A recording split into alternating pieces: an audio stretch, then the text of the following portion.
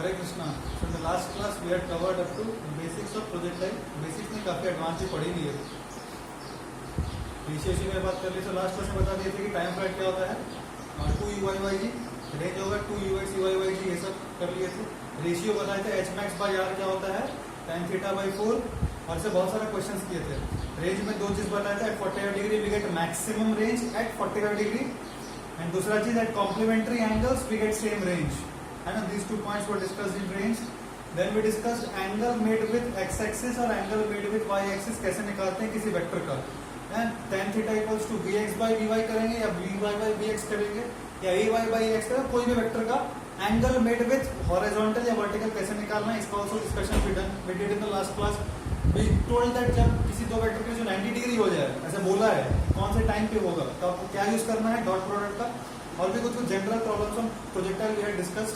अब projectile from tower and all that stuff we have done in online class में किए थे। आपको और चाहिए होगा तो और प्रैक्टिस प्रॉब्लम्स करा सकते हैं, उसको you can let me know, ठीक है। So now we are going to discuss motion on an inclined plane, projectile on an inclined plane, and finally we discuss equation of trajectory for a projectile and then we'll finish this chapter, ठीक है। देखिए first of all we'll discuss inclined plane वाला concept, motion on an inclined plane। inclined plane पे जाने से पहले फटाफट से क्वेश्चन मेरे को करके दिखाओ, इंपॉर्टेंट है इसके लिए। Suppose for example I throw this with the speed of 50 metre per second, वही अपना नॉर्मल जो भी है 50 मीटर पर सेकंड, जो डेटा थोड़ा चेंज कर लो, आप ले लो 50√2 metre per second, 50√2 metre per second at an angle of 45 degree, ठीक है। I tell you that whenever I don't mention, always assume that acceleration of gravity is acting and its magnitude is 10 meter per second square. Always assume that.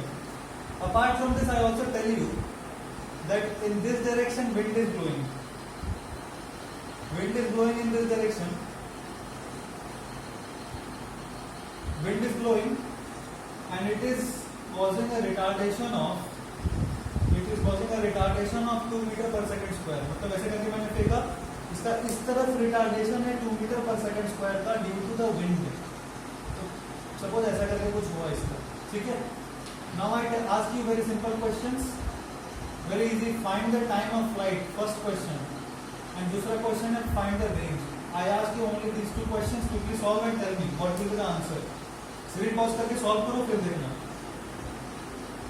तो देखो अगर हम time of flight का बात करें, सो इस डायरेक्शन में wind चल रहा है ना, उसके चलते एक्सेलरेशन कितना है 2 मीटर पर सेकंड स्क्वायर, और इस तरफ मेरा क्या है acceleration due to gravity that is 10 metre per second square. I can break this 50√2 into 2 components, one is this that is 50√2 cos 45, तो कितना आएगा मेरा 50, और इस तरफ आएगा 50√2 sin 45 दैट इज अगेन 50। तो ये दो कंपोनेंट्स आ गए, है ना। ये हो गया मेरा ux और ये हो गया मेरा uy, right. Now time of flight क्या होता है 2uy/g, बेसिकली फ्री फॉल कर रहा है तो इसलिए 2uy/g। तो ये जो हॉरिजॉन्टल एक्सेलरेशंस है वो टाइम ऑफ फ्लाइट जो y पे डिपेंड करता है उस पर कोई इंपैक्ट नहीं डालेगा। मतलब टाइम ऑफ फ्लाइट वही रहेगा जो विंड के बिना था और वही रहेगा जो विंड आया भी, तो उसको इससे कोई मतलब नहीं है, ठीक है। तो मेरा टाइम ऑफ फ्लाइट क्या हो जाएगा 2uy/g, that is how much 100/10, that is 10 seconds। ये हो गया मेरा टोटल टाइम ऑफ फ्लाइट। अब अगर मैं रेंज का बात करूं तो रेंज क्या बोलेंगे, 50 into this time, that is 500 meters, right? Wrong, ये नहीं होगा। क्यों? अरे ये बड़ी मल्टी पोर्शन का क्वेश्चन हो गया ना, मेरे को रेंज निकालना है, मतलब एक्स के लॉन्ग बताना है। एक्स के लॉन्ग क्या है, देखो सिंपल क्वेश्चन है, क्वेश्चन अब ऐसे हो गया, ये गलत है। क्वेश्चन ऐसे है बेसिकली कि इस तरफ इनिशियल वेलोसिटी है 50 मीटर पर सेकंड, इधर एक एक्सेलरेशन लग रहा है 10 मीटर पर सेकंड स्क्वायर। ये एक्सेलरेशन इस वेलोसिटी को तो अफेक्ट नहीं पड़ेगा ना, ये acceleration will not affect this particular displacement in this direction. This acceleration will not affect displacement in this direction, but there is a wind which is causing a retardation of 2 meter per second square. This will certainly affect, right? And the initial velocity is 50 meter per second, and this is the acceleration. And time I have already found out how much, 10 seconds. 10 seconds तक के लिए चल सकता है क्योंकि उसके बाद ground को हिट कर जाएगा। तो रेंज कैसे निकालेंगे फटाक से देखो, रेंज ये मिटा दे रहा हूँ मैं। रेंज क्या लिखेंगे ut minus half at square, u into t that is 500 minus half a basically plus half acceleration था -2, रिटार्डेशन है इधर -2, minus half a t square बोले तो 100, कितना ये देखो 400 metre, simple straightforward question. ये कराने का एक पर्पस था जो मैं बताऊंगा आपको, देखो अभी। नाउ सपोज हम बात करते हैं सिंपल एक प्रोजेक्टाइल, ऐसे करके, ठीक है, यहां से मैंने फायर किया at an angle of u, इसका कितना देखो, take this alpha, angle of projection मैं कितना बोल रहा हूँ, अल्फा है आपका angle of projection is given alpha degrees, ठीक है। यू ऐसा करके फेंका यू मीटर पर सेकंड से, अब ऐसा करके जाएगा और ऐसा करके गिरेगा, right. Now if I tell you, simple से एक चीज आपसे पूछ रहा हूं कि इसका जो y कंपोनेंट है डिस्प्लेसमेंट का, जो y कंपोनेंट है डिस्प्लेसमेंट का, वो टाइम के साथ कैसे वेरी करेगा, ut minus half gt square, right, ऐसा करके होगा ना। जो x कंपोनेंट है वो क्या विंड नहीं है, नॉर्मल है अपना, बस g लग रहा है, एक्सेलरेशन टू ग्रेविटी लग रहा है। x क्या है, ux इंटू टी, ये दो चीज तो हमेशा हर प्रोजेक्टाइल के लिए वैलिड है, फॉर एनी टाइम टी ये वैलिड होगा ना, ut minus half gt square, और x है अपना uxt। अब अगर मैं आपसे बात करूं, ध्यान से देखना, इसको मैं फिगर को थोड़ा और अच्छा बना दे रहा हूं, बस ऐसा करके, ठीक है, ऐसा करके फायर किया मैंने अल्फा एंगल पे। सपोज ऐसा करके बीच में एक ऑब्स्ट्रक्शन ला दिया मैंने, ऐसा करके ऑब्स्ट्रक्शन ला दिया at an angle of theta, और ये स्पेसिफिक पॉइंट के लिए मैं आपसे पूछ रहा हूं, मान लो ये स्पेसिफिक पॉइंट का कोऑर्डिनेट्स का अगर बात करें, ये है मान लो वर्टिकल y और ये है वर्टिकल x। अब ये पॉइंट है तो प्रोजेक्टाइल पे ही ना, वो पॉइंट किस पे है तो प्रोजेक्टाइल पे ही, मतलब ये इक्वेशन तो वैलिड होगा ना। मतलब मान लो टाइम t पे यहाँ पे आया, टाइम t पे एट टाइम t वो पार्टिकल यहाँ पे पहुंचा, एट टाइम t वो पार्टिकल यहाँ पे पहुंचा, है तो प्रोजेक्टाइल पे ही ना, वो पार्टिकल है तो प्रोजेक्टाइल, तो मतलब ये तो इक्वेशन तो वैलिड होगा ना। y equals to ut minus half gt square still valid, time t पे यहाँ पहुंचा मैं कह रहा हूँ, मतलब y डिस्प्लेसमेंट है, टाइम t पे x डिस्प्लेसमेंट x है, तो ux इंटू टी बोल दिया मैं, ये तो इक्वेशन तो वैलिड है। एक और स्पेशल रिलेशन है y और x में, वो क्या है देख के बताओ मेरे को। एक स्पेशल रिलेशन है y और x में, अगर ये एंगल थीटा दिया है तो वो क्या है, अगर ये एंगल थीटा दिया, एक स्पेशल रिलेशन है, क्या देखो, y by x equals to tan theta, this is one special relation, ठीक है। Now if you carefully see in the, I have basically how many equations, see मेरे पास कितना इक्वेशंस है, 3 इक्वेशंस है, इसमें क्या क्या अननोन वेरिएबल्स है उस पर फोकस करो। इफ यू सी मेरे को क्या क्या दिया है, क्या क्या नहीं दिया है, t नहीं पता मेरे को, y नहीं पता मेरे को, x नहीं पता मेरे को, बाकी सब मेरे को पता है। क्या क्या अननोन्स है, ध्यान से देखो, आराम से समझेंगे ये चीज क्योंकि इंपॉर्टेंट है। अननोन्स क्या क्या है, y, x और t, कितने अननोन्स है, कितना वेरिएबल्स है, 3, इक्वेशंस कितना है, 3, मतलब तीनों के तीनों अननोन वेरिएबल्स को हम निकाल सकते हैं। अगर 2 अननोन वेरिएबल्स रहते हैं, मेरे को कितना इक्वेशन चाहिए होता है to solve it, 2 variables means 2 equations. अगर एक इक्वेशन में एक अननोन वेरिएबल निकाल सकते हैं, 2 इक्वेशन में 2 अननोन वेरिएबल्स है तो दोनों निकाल सकते हैं, 3 अननोन वेरिएबल्स तो कितना इक्वेशन चाहिए, 3 equations I need and all the 3 equations I have, ठीक है। अब आप बोलेंगे सर ui पता कैसे है, अरे ui का वैल्यू क्या है, u sin अल्फा, ui का वैल्यू क्या है, u sin थीटा मत बोल देना, थीटा तो ये वाला एंगल है, अल्फा है एंगल ऑफ प्रोजेक्शन, तो u sin अल्फा ये, और इस तरफ कितना u cos अल्फा, तो ये आपको पता है। uy का वैल्यू और ux का वैल्यू आपको पता है, ठीक है, ये तो नॉन वेरिएबल्स है, अननोन नहीं है, ठीक है ना। तो basically 3 unknowns t, y and x and 3 variable, I can solve. अब यही तो इंक्लाइन प्लेन हो गया ना, ऐसा करके एक इंक्लाइन दे देता है आपको कोई भी, ऐसा करके सपोज एक इंक्लाइन लगा दिया, ये मैं आपको थोड़ा फिगर ठीक से बना दे रहा हूँ, तो सपोज ऐसे करके एक इंक्लाइन लगा दिया आपको, ये बेसिकली इंक्लाइन क्या है, adjacent obstruction, it is a kind of an obstruction is offered to the projectile, बीच में कहीं जाके टकरा जाएगा, सपोज यहाँ पे टकरा गया, तो वहां पर जो टकरा गया वो जाके, इसका मतलब मेरे को y कोऑर्डिनेट तो मैं हमेशा ऐसे लिखूंगा, x कोऑर्डिनेट हमेशा ऐसे लिखूंगा, और स्पेशल और y और x में क्या है इस बार कि y equals to x tan theta, हमेशा ऐसा नहीं होगा, वो थीटा क्या है, एंगल ऑफ इंक्लाइन प्लेन, तो थीटा क्या है, एंगल ऑफ इंक्लाइन प्लेन। तो कोई भी क्वेश्चन दिया है, आप ये 3 इक्वेशन लेकर सॉल्व कर लेना। Whenever you read books, you will see some big equations are there. You don't have to mark them. आप उसको रट के अपना टाइम बर्बाद कर देंगे, वो आपको रटना नहीं है, आपको समझना है कि 3 इक्वेशन अगर मैं लिख पाया मैं सॉल्व कर सकता हूँ आराम से। मैं आपको एक सिंपल सा दिखाता हूँ सॉल्व करने का तरीका, देखो एक सिंपल सा हम लोग क्वेश्चन लेके उसको सॉल्व करते थे। For example I tell you, ऐसा करके एक इंक्लाइन है, हालांकि ऐसा आप ऑलरेडी कर चुके हैं, मेरे को पता है you can do it, but still I am doing it for you. Suppose this is 30 degree और इसको हम बोलते हैं सपोज 7 डिग्री, बहुत छोटा 7 डिग्री मतलब अच्छा नहीं लग रहा है, 23 डिग्री ले लेते हैं, ठीक है। इंक्लाइन प्लेन से 23 डिग्री पे फेंके, इसका वेलोसिटी मान लो आप 50 मीटर पर सेकेंड। सब कुछ दे दिया है, सब कुछ दे दिया है। हाँ, आपको बोला find the time of flight and distance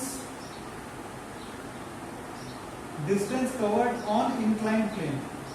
find the time of flight and distance covered on inclined plane. Suppose ये दो क्वेश्चन आपको दिया, सिंपल ये क्वेश्चन आपको दिया, आप कर सकते हैं कि नहीं कर सकते हैं, आराम से कर सकते हैं ना। ये इक्वेशन सीखे, इक्वेशन बड़ा लग रहा है आपको क्योंकि डेटा नहीं है, पर जब डेटा पुट कर देंगे बहुत छोटा हो जाएगा। देखो सबसे ये 23 डिग्री है, कंफ्यूज नहीं होना, ठीक है। आप क्या करो, बेसिकली वो पार्टिकल आएगा ऐसे करके और यहाँ पे कहीं मीट करेगा, है ना। तो मेरा ये क्या हो गया, देखो फटाक से y, और ये क्या हो गया मेरा x। तो मैं y को क्या लिख सकता हूँ, UIT, ये 23 डिग्री है, ये 50 है, ठीक है। ये वाला कंपोनेंट कितना हो जाएगा और ये वाला कंपोनेंट कितना होगा, UI कितना होगा 50 sin 53, मेरा ये हो जाएगा 40 मीटर पर सेकेंड, सही बोल रहा हूँ। और UX कितना हो जाएगा 50 cos 53 मतलब 3/5 तो 30 मीटर पर सेकेंड। तो UX आ गया, UI आ गया, ठीक है। अब देखो y क्या होगा, UIT मतलब 40t minus half GT square मतलब -5t स्क्वायर, ये पहला इक्वेशन। दूसरा equation x equals to UX into t मतलब 30 इंटू टी, और ये t वो टाइम मैं मानता हूं जब यहाँ पे particle reaches, I am taking this time t when the particle reaches here, when the particle reaches here there is a special relation between y and x, and what is that y by x equals to how much, tan 30 degree. tan 30 degree कितना होता है, sin 30 by cos 30 मतलब 1/√3। समझ रहे ना आप, ये कैसे लिखा मैंने, tan 30 डिग्री से, ठीक है। तो बेसिकली मेरे को क्या करना है, सपोज t का वैल्यू निकालना है, तो मैं क्या करता हूँ, मैं क्या करता हूँ 1 डिवाइडेड बाई 2, इसको मान लो इक्वेशन 1, इसको मान लो 2, मैं करता हूँ 1/2, मतलब मैं कर रहा हूँ बेसिकली y by x, कितना आएगा देखो इधर 40t minus 5t square by 30t, पर y by x का वैल्यू है 1/√3, मतलब 1/√3 इक्वल्स टू 5 से काट दो, यहाँ पे क्या आ जाएगा आपका 8t minus T square by 60, सही कर रहा हूँ ना, देख लो 8t minus T square by 60, 5 से काट दिया, ठीक है। दोनों साइड ले जाओ तो क्या हो जाएगा 60 equal to 8√3t minus √3t square, इसका मतलब √3t square minus 8√3t plus 6 equal to 0। मैं मानता हूँ बहुत घटिया आंसर आ रहा है, जो भी आ रहा है b² माइनस 4ac, हाँ बहुत घटिया आंसर आएगा, 18 है ना, 6√3 है 33, ठीक है, फालतू आंसर आएगा। पर यहाँ से basically we can find the, क्योंकि मैंने डेटा रैंडम ले लिया, आपको एग्जाम में ऐसा डेटा देगा नहीं, बट मैं आपको ये गारंटी दे रहा हूँ we can find time from this quadratic equation, right. इस क्वाड्रेटिक इक्वेशन से मैं टाइम बता सकता हूँ। सबसे पहले आराम से आया कि नहीं, कोई टफ लगा क्या, कुछ नहीं था ना, मेरे को y दिया है, मेरे को x दिया है, y by x मैंने फटाक से निकाल लिया, tan थीटा जो मेरे को दिया इंक्लाइन प्लेन का वो निकाल लिया, फटाक से मैंने सॉल्व किया तो मेरे को t मिल गया। अगर मेरे को t मिल गया तो ये कितना होगा बता सकता हूँ ना मैं, x कितना हो जाएगा। सपोज t मेरे को अभी नोन है, सपोज मैंने t क्वाड्रेटिक, एक अच्छा क्वाड्रेटिक आता, सपोज मैं t निकाल पाता, सिर्फ एक अच्छा सुंदर सा t का वैल्यू आया, तो ये x कितना होगा, ये कंपोनेंट कितना था 30 इंटू दिस टाइम, राइट। अरे उतना t टाइम में ये इतना चलेगा ना, मतलब ये कितना हो गया 30t। अब इस ट्रायंगल पे अगर मैं ध्यान दूं, क्वेश्चन पूछा था डिस्टेंस कवर्ड ऑफ, ये तो t निकल गया, अब distance covered on inclined plane मतलब ये निकालना है, ये निकालना है, मतलब मान लो PQ निकालना है आपको, आपको क्या निकालना है PQ। PQ का वैल्यू कितना आएगा देख के बोलो फटाक से। PQ बेसिकली हाइपोटेन्यूज है, मतलब x by sine 30, x by sine 30 है ना। तुम लोग यार ट्रिग्नोमेट्री में को लग रहा है, बोलिए। अरे अगर हाइपोटेन्यूज दिया होता है तो ये क्या होता है, अगर x का बात करें, x क्या होगा PQ साइन नहीं PQ cos 30, सॉरी साइन 30 नहीं cos 30 होगा, cos 30। अगर मेरे को PQ दिया रहता है तो ये क्या होता है, PQ cos 30 ना, बैठा रहे देखो PQ है ऐसा करके, PQ cos 30, x का वैल्यू है PQ cos 30, x दिया है PQ चाहिए तो क्या हो जाएगा, x दिया है PQ चाहिए तो x बाई cos 30 बताया था ये, ठीक है। हाइपोटेन्यूज दिया रहता है तो उसका cos 30, बेस दिया रहता है तो बेस बाई cos 30 होता है हाइपोटेन्यूज। बार बार ऐसे मत करना, आप याद कर लेना, जब भी आपका हाइपोटेन्यूज दिया रहे, हाइपोटेन्यूज का cos 30 हो जाएगा बेस, पर अगर बेस दिया रहे तो हाइपोटेन्यूज होगा बेस बाई cos 30। याद रखना एग्जाम में, वरना टाइम लॉस होगा अननेसेसरी है।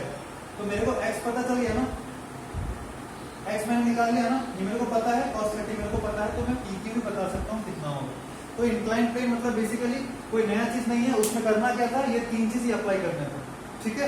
मैं आपको इंक्लाइन प्लेन का हालांकि और अच्छे से बताऊंगा, ये स्टैंडर्ड नहीं है, ये कब करते हैं और जो सिखाऊंगा वो कब लगाते हैं, वो दो क्वेश्चन से आपको क्लैरिटी आएगा, ठीक है। I hope this much is clear till now. अभी देखो फटाक से एक बहुत, अब क्या होता है एक्चुअली, इसमें कुछ कुछ प्रॉब्लम्स है इस मेथड में। क्या प्रॉब्लम है, जब भी टकराएंगे आप टाइम ऑफ फ्लाइट निकाल सकते हैं आराम से, ये चीज निकाल सकते हैं, y निकाल सकते हैं, x निकाल सकते हैं, उसमें कोई दिक्कत नहीं आएगी। पर सपोज आपको बोला find the maximum height attend, find the maximum height attend, उस केस में थोड़ा प्रॉब्लम होगा निकालने में, ये बता सकते हैं, देखते हैं आगे। मैक्स हाइट अटेन्ड ये सब अगर कुछ कुछ क्वेश्चन आएगा तो उसमें प्रॉब्लम हो सकता है। और दूसरा चीज, टाइम ऑफ फ्लाइट निकालने के लिए अगर कुछ पूछा तो हमको 3 इक्वेशंस लिखना पड़ेगा। इसका कोई छोटा तरीका है क्या, वो जानना चाहते हैं। ऑफ कोर्स कहीं कहीं जगह ये काम आएगा हमको, इसलिए मैंने इक्वेशंस लिखना सिखा दिया आपको, क्योंकि इक्वेशंस लिखना तो आपको 100% आना ही चाहिए। कहीं कहीं फॉर्मूला जब नहीं लगेगा तो you have to write equations only. But if suppose I am only asked find the time of flight, I am supposed to now write all the 3 equations and solve it to get the time of flight. Whereas what I teach you, using that you can in one step find out the time of flight. In one step you can find out the range. Range मतलब ये, all those things you can find out without writing these equations. In one equation only you can find out those things. Therefore that study is also very very important. हम दोनों तरीका सीखेंगे। एक तो तरीका ये है बेसिकली इक्वेशंस लेके आप ट्राई करो सॉल्व करने का। There is one more way. उस पर जाने से पहले मेरे को एक चीज बताओ, वो विंड वाला प्रॉब्लम तो क्लियर है आप लोग को। देखो अभी मैं क्या करता हूँ, एक छोटा सा क्वेश्चन हम लोग करेंगे, उसके बाद आगे बढ़ेंगे। सपोज मैंने आपसे कहा ये मेरा एक वेक्टर है 10 और ये है 37 डिग्री, ठीक है। ये वेक्टर है मेरा सपोज r, सपोज क्या वेक्टर ले रहे हैं x, ये वेक्टर है x। इसको फटाक से रिजॉल्व करके लिखो तो कैसे लिखेंगे कंपोनेंट्स में, 10 को कंपोनेंट्स में कैसे लिखेंगे, आई कैप और जे कैप के टर्म्स में। स्क्रीन पॉज करो, फटाक से करो, स्क्रीन पॉज करके अब एक बार you try by yourself once and then look at the board. So this is 10 cos 37 means 4 by 5 means 8 I cap minus 6 j cap, right? This is my x vector. Now, is it always necessary that x and y axis be drawn like this? I had told you previously it's not necessary. X and y axis we can choose as per our convenience. The only thing is these two axes should make 90 degree with each other, and once you have drawn x and y, z is no more independent. It is basically x cross y, z. So x and y you can choose as per your convenience. Angle between them should be 90 degree. Orientation can be as per your convenience. And once you have drawn x and y, z becomes fixed. So therefore now, if I tell you that, suppose I draw x like this, and suppose I draw y like this, and suppose there is a vector. If the vector has a magnitude of 10, and now I tell you this angle is suppose 37 degree. Say this is a vector x. Now can you resolve x into components I cap and j cap? ध्यान से करो, try करो. एक बार try करो. I'm giving you one more question like this for practice. x और y मैंने ऐसे करके ड्रॉ किया, तो z कैसे होगा देखो, x से y inside, x से y, z is inside. This is the direction of z plus z, है ना? Plus x plus y inside. This is 10. Magnitude of x is 10. You have to write x vector in terms of I cap and j cap. And there is one more question that I am giving you. ऐसा करके है 30 degree बना रहा है. This is x and this is y. Again, this is x vector. Magnitude of x is 100. Again right x vector, ठीक है। ये तो क्वेश्चन फटाक से pause your screen and try, that will move ahead. This is 10, magnitude of x is how much 10, so x के along कितना component हो गया 10 cos 37, right. This is x 10 cos 37 मतलब 8 i कैप प्लस x के along आ रहा है component, तो plus 8 i cap है ना। और ये y है, ये माइनस y है, ध्यान रखना। तो 10 sin 37 minus j cap, 10 sin 37 is 6 minus j, right. तो ये आ गया मेरा x, ऐसे करके रिजॉल्व करेंगे ध्यान से। इस केस में देखो x कौन सा था ये, अच्छा तो 100 sin 30 minus 100 sin 30 i cap है ना, ऐसा करके ये माइनस x है, ये प्लस x था, ये माइनस x है, तो 100 sin 30 माइनस और j कैप के अलॉन्ग भी minus 100 cos 30 degree j cap मतलब minus 50 i cap and minus 50 √3 j cap. ऐसे करके हम वेक्टर्स को रिजॉल्व कर सकते हैं even if x and y are tilted like this. Why don't think that x and y is fixed like that? I hope this is clear. अगर ये clear है तो मैं यहाँ बनाता हूँ, देखो आप ध्यान से देखो। इंक्लाइन प्लेन पे क्या करते हैं, प्रॉब्लम क्यों होता है हमको? प्रॉब्लम इसीलिए होता है क्योंकि हम एक्सेस को x मतलब जो नॉर्मल कन्वेंशनल है उस स्टाइल में चूज किए थे, पर सपोज ऐसा करके मेरा इंक्लाइन है, ध्यान से देखना, ये मेरा इंक्लाइन प्लेन है, ऐसा ये angle suppose theta and I throw the projectile at an angle of alpha like this, ठीक है। ऐसा करके मैंने फेंका। मैं आपको कहता हूं कि आप x और y एक्सिस को ऐसे करके चूज करो, x को ऐसे करके चूज करो, x को ऐसे करके चूज करो, ठीक है। और y को मतलब प्लस x को, इसको आप ओरिजिन मान लो परफेक्टली, इसको आप x एक्सिस चूज करो और y ऐसे करके परपेंडिकुलर, इसको आप मान लो y, ठीक है। ऐसे ले सकते हैं, लेने में कोई दिक्कत नहीं है, ले तो हम कैसे भी सकते हैं, तो इसलिए मैंने ऐसे ले लिया इसको, ठीक है। पर जब आप ऐसे लेंगे तो सारे के सारे कंपोनेंट्स को आपको इस एक्सिस के अलॉन्ग रिजॉल्व करने पड़ेंगे। This is very important. See when I draw this, when I this was a vector right 10 and it made an angle of 37 degree with plus x axis. अच्छा दोनों का same आ गया होगा, हाँ okay. इस case में मैंने रिजॉल्व कैसे किया, इस 10 को x के अलॉन्ग जैसा दिख रहा था वैसे रिजॉल्व किया था, समझ रहे हैं आप? जैसा एक्सिस है वैसा रिजॉल्व करेंगे। इस पार्ट में भी एक्सिस जैसा था उसके अलॉन्ग रिजॉल्व करेंगे। इस केस में भी एक्सिस अगर हम x से ले लिए, y से ले लिए, वेक्टर से ले लिए, तो एक्सिस के अलॉन्ग रिजॉल्व करते हैं हम किसी वेक्टर को। वी डोंट बॉदर कि वो पहले क्या था, अभी क्या है वो मैटर करता है। तो अभी मैंने x को ऐसे बनाया ना और y को ऐसे करके बना दिया, और ये हो गया मेरा, ध्यान से देखो, ये हो गया मेरा इनिशियल वेलोसिटी वेक्टर। तो पहले हम लोग u एंगल ऑफ प्रोजेक्शन हम लोग ऑफकोर्स ये पूरा लिया करते थे, अब यहाँ पूरा एंगल ऑफ प्रोजेक्शन नहीं ले रहा हूँ, मैं बोल रहा हूँ इंक्लाइन प्लेन का एंगल थीटा है और अल्फा है वो angle which the initial velocity makes with incline plane. ये डेटा दिया हुआ है and I am telling you choose x like this along the incline, choose x along the incline and choose y perpendicular to the incline।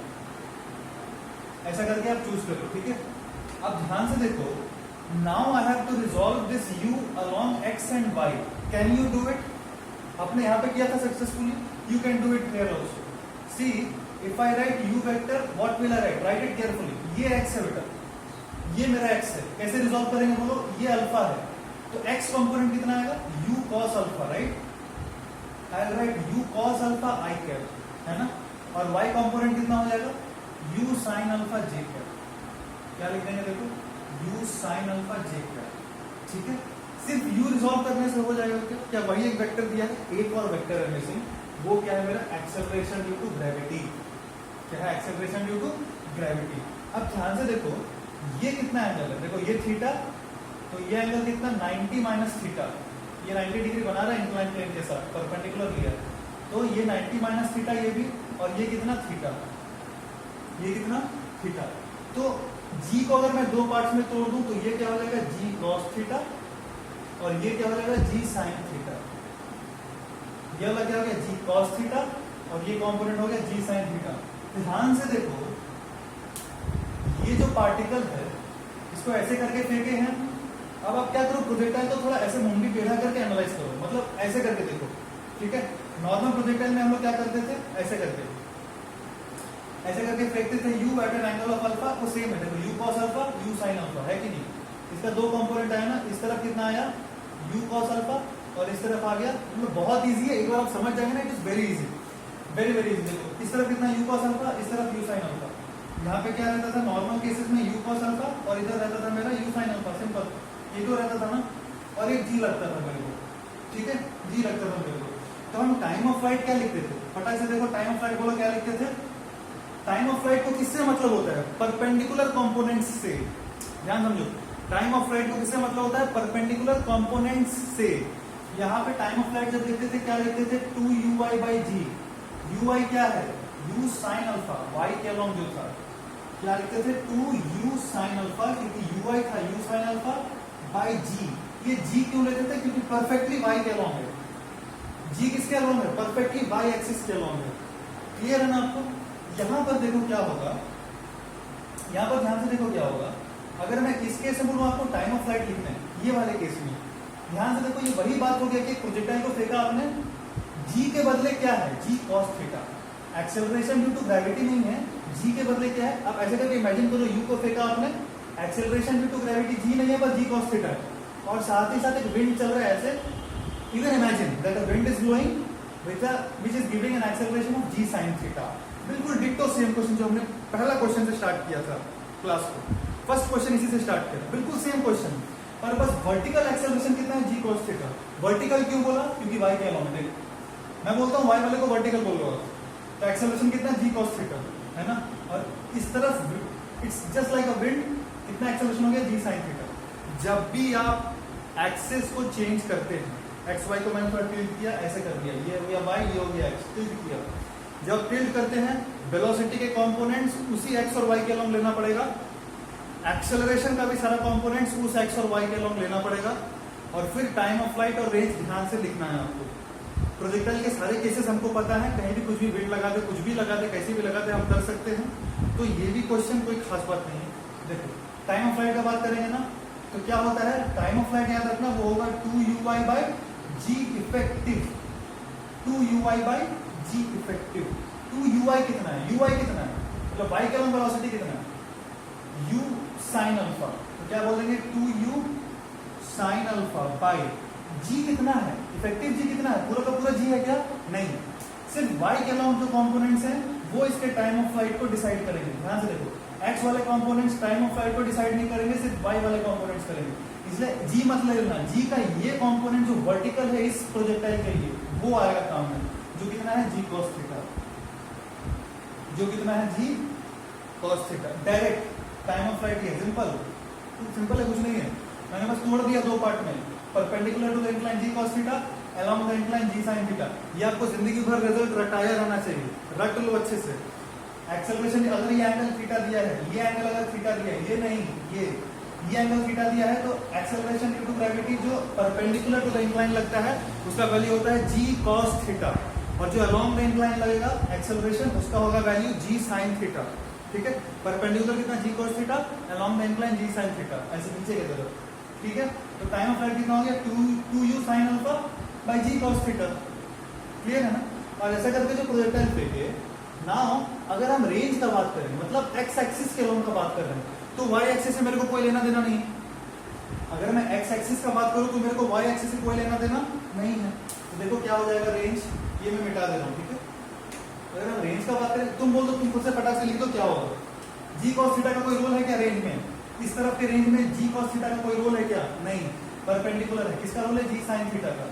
Range क्या लिखेंगे, जब इस particle को फेंके हम, अब तो इस तरफ एक्सेलरेशन भी लग रहा है ना g sin थीटा पीछे की तरफ, तो क्या लिखेंगे, रेंज क्या होगा, basically ut plus half at square के स्टाइल में लिखना पड़ेगा मेरे को, right.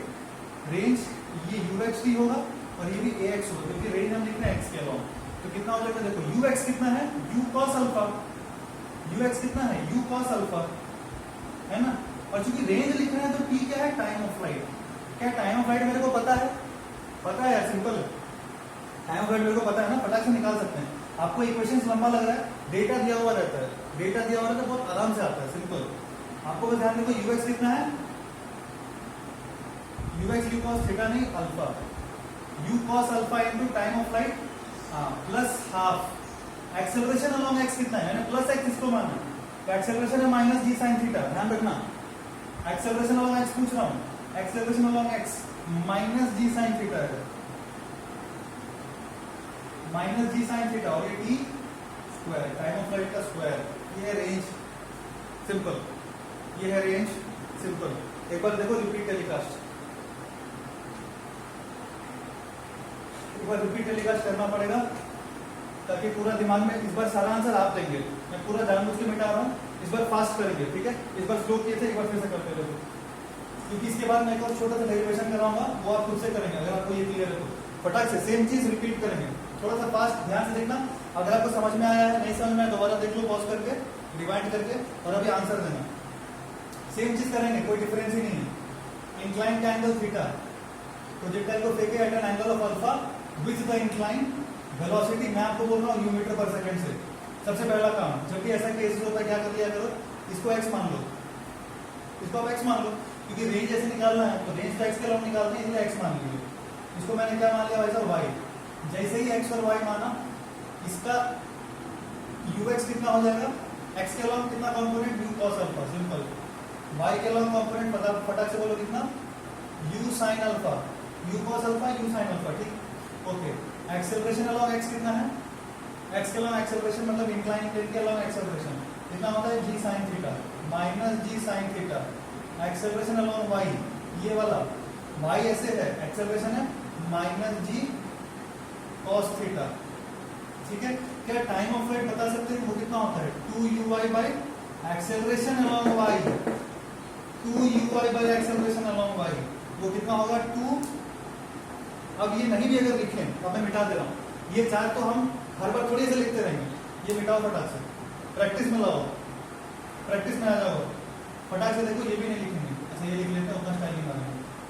2uy by ay, velocity along y कितना है, u sin alpha, u sin alpha by acceleration along y कितना है, इधर माइनस मत डाल देना, वैल्यू पुट करना होता है ऐसे, जी को माइनस जी cos थीटा में पुट कर देना। जब t लिखते थे हम 2uy बाई जी, तो जी को माइनस में पुट करते थे क्या, नहीं, डेरिवेशन में माइनस जी पुट करके ये लाए थे, तो डिराइव किए थे टाइम ऑफ फ्लाइट, तो माइनस जी पुट करके लाए थे, ऑलरेडी गिवन था साइन, यहाँ पे सिर्फ मैग्नीट्यूड लेना है, तो जी cos थीटा, ठीक बोल रहा हूँ ना मैं, हाँ देखिए। अब फटाक से बोलो रेंज क्या लिखेंगे, क्योंकि एक्सेलरेशन भी है, प्रोजेक्टाइल ऐसे करके फेंके, इधर एक्सेलरेशन भी है, तो ux into t, that is u cos alpha into this time of flight minus half acceleration है g sin theta into T square, खत्म, सिंपल। समझ में आ गया, ठीक है। ये तो ऐसे करके था जब इंक्लाइन, ऐसे करके इंक्लाइन था तब। मान लो अब इंक्लाइन ऐसे करके फेंक रहा हूँ यहाँ से, ये एंगल आप मान लो थीटा, और ऐसे करके फेंका, ये एंगल मान लो अल्फा, ये एंगल आप क्या मान लो अल्फा, सेम आपको इंक्लाइन से एंगल बनाया अल्फा, u वेलोसिटी से फेंका, u metre per second, time of flight कितना होगा और रेंज कितना होगा, आप खुद से ट्राई करो, सेम कॉन्सेप्ट अप्लाई करो। आप एक्स एक्सिस क्या मान लो, ऐसे करके रटो मत, मेरे को इधर आना है इस बार, तो मैं एक्स एक्सिस ऐसे मानूंगा, और y axis perpendicular to the incline ऐसे मान लेता हूँ मैं, ठीक है। टाइम ऑफ फ्लाइट कितना हो जाएगा, देखो वाई कंपोनेंट कितना है इसका, u sin अल्फा, क्या बोलूंगा 2u sin alpha, sorry 2u sin alpha, और बाई g होता है ना, g का कौन सा कंपोनेंट आएगा, g cos थीटा, ये दो कंपोनेंट है ना, इस तरफ है g sin थीटा और इस तरफ है g cos थीटा, तो टाइम ऑफ फ्लाइट क्या होगा 2u sin alpha by g cos theta, simple. रटने का नहीं है, रटने, इट्स नॉट पॉसिबल टू मगर, you have to understand. I hope you are understanding, नहीं समझ आएगा तो पूछना क्लास में। तो टाइम ऑफ फ्लाइट क्या है, 2u sin अल्फा होगा ना यार, y कंपोनेंट कितना है u sin अल्फा, तो 2u sin अल्फा, और y कंपोनेंट ऑफ एक्सेलरेशन कितना है g cos थीटा, और ये कितना है g sin थीटा। वही बेसिकली यहाँ भी लिखा है मैंने, तो सेम चीज यहाँ रिपीट किया है, समझ में आ रहा है ना आपको, तो ऐसे करके लिख दिया। रेंज क्या होगा, ध्यान से बोलना, प्रोजेक्टाइल ऐसे फेंके, एक्सेलरेशन इधर ही है, प्रोजेक्टाइल ऐसे फेंके, एक्सेलरेशन इधर ही है, तो रेंज क्या लिखेंगे, ut मतलब u t that is time of flight plus half g T मतलब हाफ ए टी स्क्वायर, ए कितना है जी साइन थीटा, हाफ ए इंटू टी स्क्वायर। प्लस क्यों लिखे, क्योंकि इधर ही आ रहा है ना, एक्सेलरेशन अपना इधर ही है, एक्सेलरेशन इधर है, सब कुछ ठीक है, तो जी साइन थीटा इंटू ये टाइम ऑफ फ्लाइट का होल स्क्वायर। ठीक है, अब कई सारे किताब में टी का वैल्यू पुट करके एक बड़ा सा कुछ इक्वेशन लिखता है, आपको रटने का जरूरत नहीं है उस तरह से, वरना आपका बैंड बच जाएगा। समझ में आ रहा है आप लोगों को, तो आपको बेसिकली ये दो इक्वेशन ढंग से समझ में आना चाहिए, और उसके बाद वैल्यूज पुट करना चुपचाप, एकदम छोटा छोटा में आंसर निकल जाएगा, छोटा छोटा आंसर निकलेगा, बस वैल्यूज पुट करना है, देख के बड़ा लग रहा है। एक दो क्वेश्चन प्रैक्टिस का फटाक से देख लो कराते, बस प्रैक्टिस के लिए एक दो क्वेश्चन, डायरेक्ट क्वेश्चन है आपके शीट में भी था, direct question simple. Suppose for example this is कितना मानो,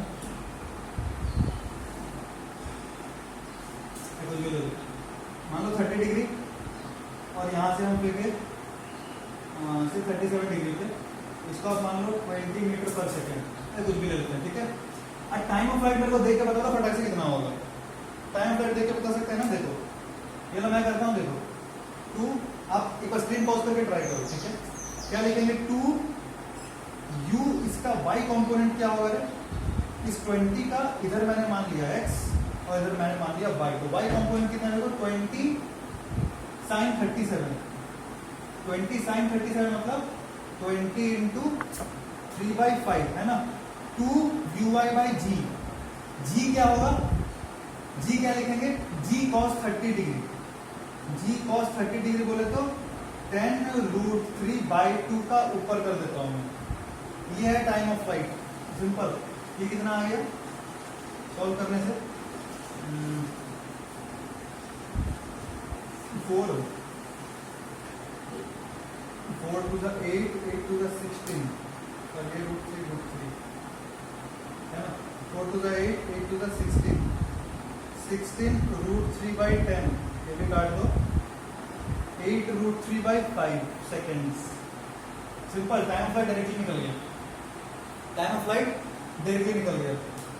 अब अगर आपको रेंज पूछता, आपको सपोज पूछा कि इसके अलावा कितना चला या x के अलावा कितना चला, कुछ भी निकाल लेंगे दूसरा निकल जाएगा, x के अलावा कितना चला वैसे भी नहीं बता सकते, x के अलावा कितना चला, टाइम निकाल लिया ना मैंने, टाइम ये निकाला इंटू 20 cos 67 करना पड़ जाएगा।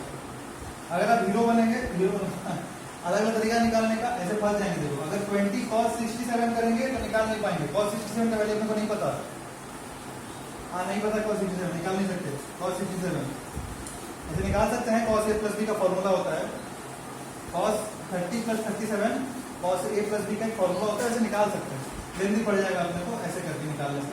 तो क्या करेंगे, इसके अलावा निकाल लेते हैं रेंज, इंक्लाइन प्लेन के अलावा, इंक्लाइन प्लेन के अलावा रेंज निकाल सकते हैं ना, फॉर्मूला पता है मेरे को, फॉर्मूला नहीं पता है बता सकते हैं, कितना होगा बोलो, इंक्लाइन प्लेन के अलावा कितना चलेगा, इंक्लाइन प्लेन के अलावा इनिशियल वेलोसिटी कितना है, ये है आपका ux कितना है, 20 cos 37 बोले तो 20 इंटू 4/5 मतलब 16, सही है ना, 20 इंटू 4/5 416, ठीक है। और आपका ui कितना है 12 है ना, 3/5 5 4 12, ठीक है। तो ux मेरा इतना है, हाँ ये, हाँ तो ux into time of flight, मतलब बेसिकली मैं पूरा लिख दे रहा हूँ यार, एक बार आपका कंफ्यूजन होगा, ut plus half a t square, यही है ना, रेंज तो यही है ना अलोंग द इंक्लाइन, उसमें ux कितना है फटाक से देखो 16, टाइम ऑफ फ्लाइट क्या निकाले, कुछ घटिया सा आया था 8√3/5, तो ये मेरा क्या ut प्लस हाफ, ए कितना होगा माइनस जी साइन 30, माइनस जी साइन 30, साइन 30 ये मतलब ये 5, मतलब लिख देंगे -5, ठीक है, -5, हाँ, और टी स्क्वायर को क्या लिख देंगे 64 इंटू 3/25, बाप रे 64 इंटू 3/25। एक बार बेटा चेक कर लो, टाइम ऑफ फ्लाइट तो सही निकाले, पता चलिए गड़बड़ हो जाएगा नहीं तो। टाइम ऑफ फ्लाइट क्या था 2u sine theta, 2u sign 37, हाँ 2uy बाई जी, जी कितना था 10√3/2, ठीक है, कैलकुलेशन मिस्टेक तो नहीं माना, √3 5 4 8 to the 16 √3/10 8 to, ठीक ही लग रहा है मेरे को, तो आपका भी आंसर शायद ये आया होगा, नहीं आया तो मेरे को बता दें, मोस्टली यही होना चाहिए। यूएक्स तो मेरा इतना है ना, हाँ ठीक है। इसका जो भी आंसर आएगा कुछ तो पटान सा आ रहा है, क्योंकि मैंने डेटा उतना सुंदर लिया नहीं है तो थोड़ा अजीब सा आ गया। सॉल्व कर लेते हैं, सॉल्व करने का फायदा नहीं है तो कर लेता हूँ। 32 5 एलसीएम आ गया 5, 8 6 48 128 रूट 3 है ना, 8 6 48 4 12 इतना माइनस 96 सही है ना, 5 into 25 2 into 32 माइनस 96 यही है जो भी है। इतना मीटर ये आंसर सिंपल था। ठीक है, एक और क्वेश्चन करो, एक और क्वेश्चन इस टाइप का ही करो। मेरे को एक्चुअली क्या है, डेटा वेटा ऐसा कुछ रटाया हुआ नहीं है, कुछ भी दे देना थोड़ा अजीब अजीब आंसर आ रहा है, भावनाओं को समझो। ऐसे करके फेंक दिए, सपोज ये वाला एंगल 37 डिग्री उल्टा कर देते हैं, चलो ये 30 डिग्री ले लो और फेंकें थोड़ा अच्छा डेटा 100 मीटर पर सेकेंड से। ठीक है, आप डायरेक्टली बताओ रेंज कितना होगा। रेंज के लिए ऑफकोर्स मेरे को टाइम ऑफ फ्लाइट चाहिए ही, टाइम ऑफ फ्लाइट तो चाहिए, तो पहले हम टाइम ऑफ फ्लाइट निकाल लेते हैं। देखो इतना ही स्पेस में कर देंगे। ठीक है, बेसिकली बताना चलो उतना बड़ा बड़ा फॉर्मूला रटने की जरूरत नहीं है आपको, डेटा दिया है तो आप आराम से कर सकते हैं। ठीक है, ठीक है ना। तो रेंज कितना आ गया आपका, टाइम ऑफ फ्लाइट क्या हो गया 2u/g, 2 into ui कितना होगा 100। एक काम करो ux ui अलग से लिख लो आप, ये के चक्कर में गलत हो जाएगा। ux कितना 100 cos 30 डिग्री मतलब 100 into √3/2 मतलब 50 √3 और ui मतलब 100 sin 30 मतलब 50। ठीक है, तो 2 into ui मतलब 50 √3/g। g के बदले g में पुट कर देना, g के बदले क्या पुट करेंगे 10 cos 37, 10 into cos 37। ठीक है, सिंपल। 5 2 2 भी कट गया, कितना आ गया 25 √3/2। फिर से थोड़ा घटिया आंसर आएगा। यहाँ से रेंज निकाल लो। अब मैं टी के बदले पुट नहीं करूंगा, टी पुट करूंगा। आपको प्रैक्टिस कर लेना है बस, मेरा पर्पस है बस सिखाना, एग्जाम में अच्छा अच्छा डेटा आएगा, घबराओ नहीं, आप कर सकते हैं। अब बस डेटा आपस मैच कर लेना, एक क्वेश्चन आना चाहिए आपका। रेंज क्या आएगा फटाक से बोल, ux अच्छा 2ui होगा ना, ये तो ux क्यों ले लिया 2ui/g, हाँ ठीक है, ये √3 उड़ जाएगा ना, 2ui/g cos 37 राइट। 5 2 2 उड़ गया, हाँ 25/2। ठीक है, उतना खराब आंसर नहीं आ रहा। लेकिन रेंज का जब बात करेंगे तो ut मतलब ux into t, ठीक है, माइनस हाफ एक्सेलरेशन कितना होगा g sin 37। आप अगर बात करो ax का, ax कितना हो जाएगा g मतलब माइनस 10, इस तरह कितना होता है 10 sin 37, ये होता है 10 cos 37। ये 10 sin 37 मतलब 10 into 3/5 मतलब -6। ठीक है, तो हाफ a t स्क्वायर मतलब इसका स्क्वायर 25/2 का स्क्वायर। उतना भी घटिया आंसर नहीं आ रहा, ठीक ठाक आ रहा है। इसको सॉल्व करेंगे तो मेरा रेंज आ जाएगा। सो आई होप आपको इंक्लाइन प्लेन क्लियर है कैसे करना है अपने को। कॉम्पोनेंट में सिंपल तोड़ लेते हैं। टाइम ऑफ फ्लाइट होता है 2u sin मतलब 2ui/g इफेक्टिव, वो जो g अलॉन्ग y आता है, और रेंज क्या आता है मेरा uxt plus half axt square. ax ढंग से निकालना, ux ढंग से निकालना, बस वैल्यूज पुट कर देना, आपका आंसर आ जाएगा। उस तरह ऊपर से भी फेंक लेते तो भी कुछ प्रैक्टिस करने की जरूरत नहीं है मेरे को। आपको बुक में काफी क्वेश्चंस मिल जाएंगे ऐसे। कॉन्सेप्ट आपको क्लियर रहना चाहिए कैसे करके करना था ये सारा। ठीक है, अभी देखो फटाक से एक दो क्वेश्चन मैं करता हूँ। ठीक है, अब ये जो फॉर्मूला आपने लगाया, ध्यान से मैं जो बोल रहा हूँ, ये जो फॉर्मूला हम यूज कर रहे हैं ये कहीं कहीं नहीं लिख सकता अगर एंगल थोड़ा उठपटांग दिया हो। तो जो पिछला हम लोग ने 3 इक्वेशन करके सॉल्व किया था ना, वैसे करके करना पड़ेगा। ठीक है, ऐसा नहीं कि नहीं होगा, हो सकता है पर थोड़ा लेंदी हो जाएगा। आपको किस तरीके से सॉल्व करना है, शॉर्टकट लगा के जो बताया, इसका मतलब शॉर्टकट एक सॉल्व स्टैंडर्ड वे। अब ये स्टैंडर्ड वे फॉलो करना है, या फिर वो 3 इक्वेशन, कौन सा, वो y का इक्वेशन, फिर x का इक्वेशन, और फिर y/x equals to tan theta. ये 3 इक्वेशन का यूज कब करना है, and this concept when you have to use, आपको एंगल देके समझ में आएगा। जैसे फॉर एग्जांपल मैं आपको ये सारा एंगल में तो समझ में आ रहा है, ऐसे कर सकते हैं डायरेक्ट। और सपोज आपको अगर क्वेश्चन में ऐसे करके दे दिया हो, ये क्वेश्चन डायरेक्टली उठाया गया है एक बुक से, देखो मान लो मैंने यहाँ पे आपको दिया 20√2 स्पीड से फेंके, 20√2 मीटर पर सेकेंड, ये वाला एंगल दे दिया 45 डिग्री और ये वाला एंगल दे दिया 30 डिग्री। अब अगर आप ऐसे करके हीरोगिरी दिखाएंगे तो फंस जाएंगे, ऐसे करके हीरोगिरी दिखाएंगे तो फंस क्यों जाएंगे? क्योंकि ध्यान से देखना, मैंने अल्फा इस केसेस में जब हम ड्रॉ किया था तो थीटा लिया था इंक्लाइन प्लेन का एंगल और अल्फा इसको मान रहे थे। ध्यान से देखना, अल्फा किसको मानते हैं? एंगल बेस का, वो जो फेंकते हैं ना, वो जो इंक्लाइन प्लेन के साथ जो एंगल बनाएगा उसको अल्फा बोलते थे। समझ रहे हैं? अरे इसको अल्फा बोलते थे। तो यहाँ पे जब ध्यान से देखेंगे अल्फा कितना है 15 डिग्री, तो आप लटक जाएंगे। क्यों? यूएक्स नहीं निकाल पाएंगे। ऐसा नहीं कि नहीं निकाल सकते, बार बार निकाल सकते हैं, मैं निकाल के दिखाऊंगा अभी आपको, निकाल सकते हैं, ऐसा नहीं कि नहीं निकाल सकते। एक काम करो, ट्राई कर ही लेते हैं, जब इतना बकवास करने से अच्छा है अपन ट्राई कर ही लेते हैं, ठीक है। पर ध्यान देना इस बार, ये 15 डिग्री है, ये पूरा 45 दिया है। तो ओरिजिनल क्वेश्चन देख लो बेटा, ओरिजिनल क्वेश्चन ये है, आप एक बार ट्राई कर लो अपना कॉपी में और उसके बाद यहाँ पे देखना, ठीक है। ये मिटा दे रहा हूँ और चेंज कर दे रहा हूँ, मैं बोल रहा हूँ ये 30 डिग्री हो गया और इसको आप क्या मान लो 15 डिग्री। अब मैं बोला find the time of flight, एक ही चीज निकालते हैं, suppose time of flight, range नहीं निकालेंगे, रेंज निकल जाएगा। टाइम फ्लाइट पता है तो रेंज तो निकल ही जाएगा। तो टाइम फ्लाइट का बात करते हैं। सपोज टाइम फ्लाइट क्या बोलेंगे हम, 2 into u, 2u sine 15 degree है ना, 2u sine 15 degree by g cos 30 degree. इसका मतलब कितना आ गया, ये काट दो आप 2 से, आपका आंसर आ गया 4√2 sine 15 degree by cos 30 degree. अब cos 30 तो पता है, पर साइन 15 में हम लटक गए। अब देखो साइन 15 निकालने का तरीका है, मैं कुछ चीज आपको यहाँ फॉर्मूला लिख रहा हूँ ट्रिग्नोमेट्री का, ये आपको याद रहना चाहिए हमेशा।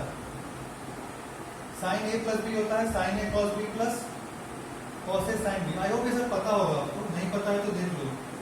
साइन a माइनस बी होता है sine a cos b minus cos a sin b, याद कर लेना, पूरा लग रहा है मैं नहीं पढ़ा दूंगा। cos a प्लस b होता है cos a cos b minus sin a sin b, सबका जरूरत भी आता है। cos a माइनस b क्या होता है, cos a cos b plus sin। अब कहां से आया मत पूछना, ये सब मैथ से पूछ लेना चाहिए कहां से आया, आपका अपना प्रूफ भी होता है। पर आपको ये 4 चीज याद रखना है, याद रख सकते हैं क्योंकि यहाँ पे अप्लाई होगा। सपोज आपको साइन 15 डिग्री पूछ रहे कितना होगा, तो साइन 15 डिग्री को हम क्या लिख देते हैं, देखो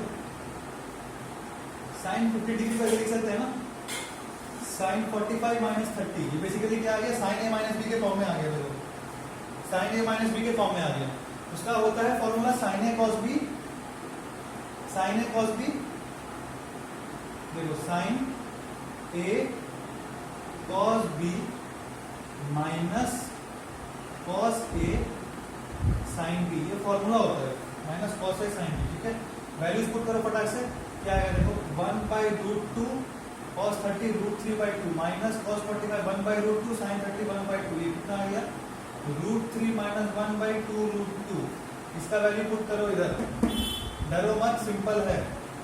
ये क्या आ गया, टाइम ऑफ फ्लाइट कितना आया, 4√2, cos 30 का वैल्यू √3/2 और इसका वैल्यू sin 15 का √3 माइनस 1/2√2, 2 कट गया, ये कट गया, सिंपल कितना आ गया, 4√3 माइनस 1/√3, ये आ गया टाइम ऑफ फ्लाइट। सिंपल, ज्यादा लेंथी नहीं है। sin 15 का वैल्यू ऐसे निकाल सकते हैं आप, नहीं कहीं फंस जाएंगे, इनफैक्ट कई सारे क्वेश्चन में फंसेंगे फ्यूचर में। तो ये सब मैथ्स का ट्रिक आपको पता होना चाहिए, फिजिक्स में यूज आएगा हम लोग को, इसीलिए कराया, हीरो बनने के लिए नहीं कराया हमने। और देखो इसको एक दूसरे मेथड से भी कर सकते थे। सपोज कोई बच्चा को अगर ये क्लिक नहीं किया माइंड में कि सर साइन 15 का वैल्यू हम ऐसे निकाल सकते हैं, तो वैसे भी कर सकता है। कैसे, अपना वो पुराना भिखारी वाला मेथड था जो बोल रहे थे, y इक्वल्स टू क्या करेंगे, देखो uyt माइनस हाफ gt²। अब uy और ux तो हमारा रिजॉल्व नहीं है ना, रिजॉल्व नहीं है, ठीक है। देखो रिजॉल्व कर दे रहा हूँ फटाक से। जब हम uy और ux का बात करेंगे तो ये x और ये y को लेके कर रहे हैं, ध्यान रखना। तो ux कितना आएगा, ध्यान से बोलो, ux मतलब x एक्सिस ये है, तो u मतलब ये, ध्यान रखो, ये u मत बोल देना, ये इंक्लाइन प्लेन है, ये इंक्लाइन प्लेन है, उसको u मत समझ लेना, ये u है, u cos 45 डिग्री है ux, u cos 45 डिग्री मतलब 1/√2, ये है ux, दैट इज 20। uy कितना है, उसका भी जरूरत पड़ेगा हमको, है ना। ये है मेरा u, तो ui कितना है 20√2 sin 45, 20√2 sin 45 भी 1/√2, मतलब ux भी 20 और uy भी 20। फटाक से हम इक्वेशंस लिख सकते हैं अब, है ना। y का इक्वेशन क्या लिख दें, uit minus half gt square, uit minus half gt square, ठीक है। x का इक्वेशन क्या लिख दें, ux इंटू टी, और एक खास चीज है मेरा y by x equal to tan theta. tan theta में क्या लेंगे, tan 45 की tan 30, कौन सा लेंगे बताओ। tan क्या लिखेंगे, y बाई एक्स tan 45 की tan 30। बेटा 45 डिग्री तो u एंगल ऑफ प्रोजेक्शन है, ये है y, ध्यान से देखो, ये था y और ये था मेरा x, ठीक है। ये y और ये x, तो y बाई एक्स है tan 30 डिग्री, कंफ्यूज मत होना। तो y बाई एक्स क्या लिखते हैं हम, tan 30 डिग्री, ठीक है। अब सिंपल है ना, tan 30 डिग्री कितना होता है मेरा 1/√3। देखो फटाक से y बाई एक्स को हम कर देंगे, y बाई एक्स का मतलब क्या है, देखो यहाँ कर रहा हूँ, यही कर रहा हूँ, यहाँ कर देता हूँ, क्या जगह देखो 20t minus 5t square y by x equals to 1/√3, ठीक है। 5 से काट देंगे 4, 4, इसको उधर भेज दो, क्या हो जाएगा 4√3t minus √3t square equals to 4t, ठीक है। t कॉमन है हर जगह, t कैंसिल कर दे रहा हूँ, t का वैल्यू 0 हो नहीं सकता, इसलिए कैंसिल कर सकते हैं। क्या आ गया यहाँ से t 4√3 minus 4 equals to √3t, तो मेरा t क्या आ गया 4√3 माइनस 1/√3।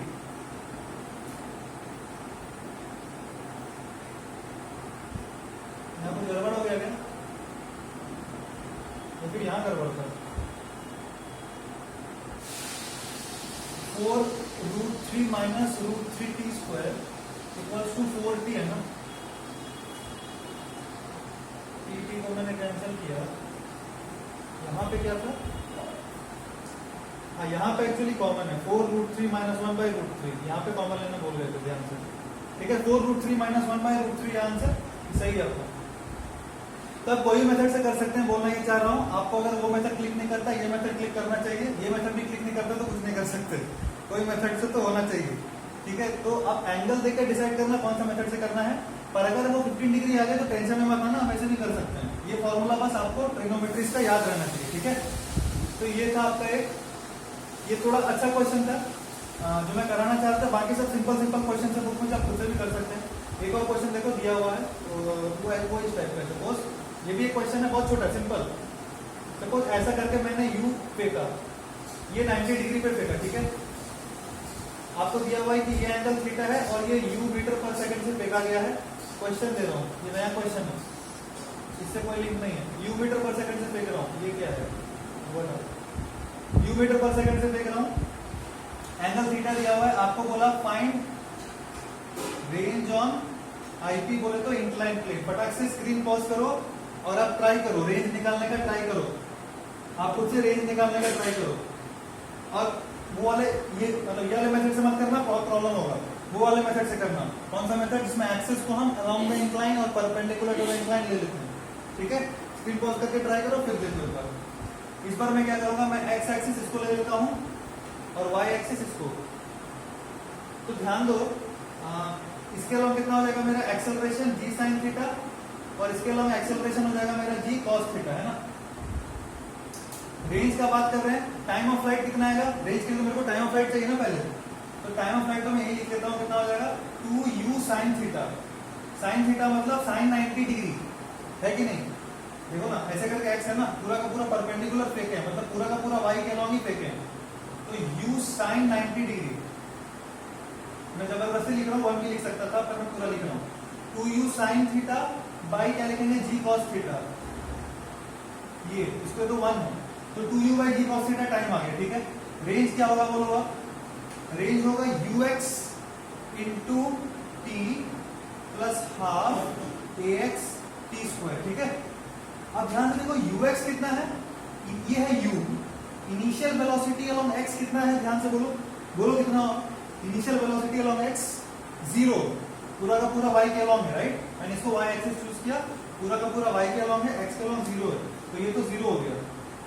बचा क्या, हाफ ax टी स्क्वायर, मतलब रेंज कितना आ गया, हाफ एक्सेलरेशन अलोंग x कितना plus g sin theta G sine theta into T square मतलब ये 2u by G cos theta का होल स्क्वायर। अब ये सॉल्व कर लेंगे, जो भी आएगा उसको आप सॉल्व कर सकते हैं, जो भी आएगा आपका आंसर वही होगा। ठीक है,